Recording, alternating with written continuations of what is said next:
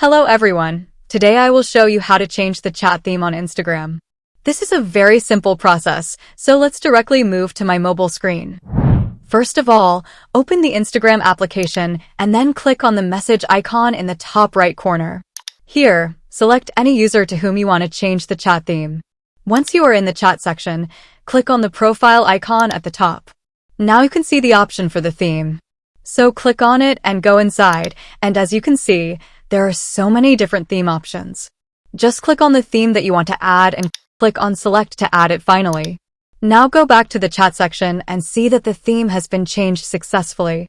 Now, click on the profile again and then click on the theme. Next, click on the first theme, Create with AI. Here, in this box, describe the theme that you want to add. I am writing about Switzerland's beauty. You can write anything you want. After that, click on this arrow icon and wait for some time until it generates.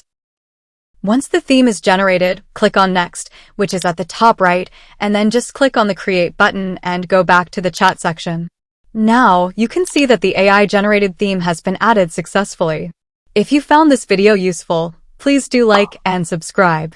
Thanks for watching and have a good day.